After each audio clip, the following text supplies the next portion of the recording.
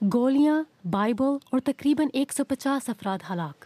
یہ وہ دہشت انگیز نظارہ ہے جو گریسا یونیورسٹی پر حملے کے بعد سامنے آیا، اور اب پتہ چلا ہے کہ حملہ آوروں میں سے کم ایک کینیائی تھا، اور یہ بات سیکیورٹی سروسز کے اس خدشے کی تصدیق کرتی ہے کہ شورش میں صرف غیر ملکی ہی نہیں بلکہ مقامی لوگ بھی ملوث ہیں۔ الشباب کینیا کے اندر جنگجو بھرتی کر رہا ہے۔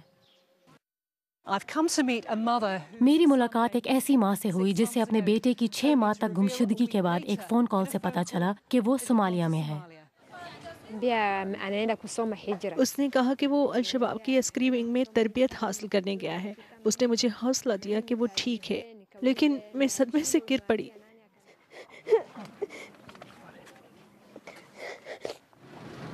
اور اس ٹیکسی ڈرائیور کی کہانی بھی کچھ ایسی ہی ہے۔ ان کا بیٹا اس علاقے کے 40 لاپتہ افراد میں سے ایک ہے۔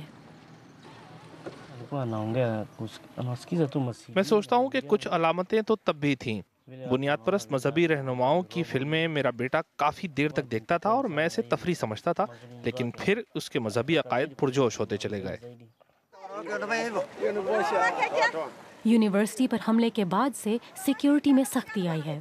حکومت کی کوشش ہے کہ الشباب کے ساتھ کام کرنے والے مشتبہ افراد کی شناخت کے لیے وہ مسلمانوں کو ساتھ لے کر چلے، لیکن کینیا میں پولیس ایک بدعنوان ادارے کے طور پر دیکھی جاتی ہے، اور عسکریت پسند اس بات کا فائدہ اٹھا رہے ہیں۔ کینیا نے انسداد دہشت گردی کی حکمت عملی کے تحت اب تک پناہ گزینوں اور سرحد پار صومالی اہداف کو نشانہ بنایا ہے۔ تاہم حکام اب یہ تلخ حقیقت تسلیم کرنے کو ہیں کہ زیادہ خوفناک نتائج کی خاطر الشباب کینیا کے اندر ہی نئے جنگجوؤں کی تلاش میں ہے۔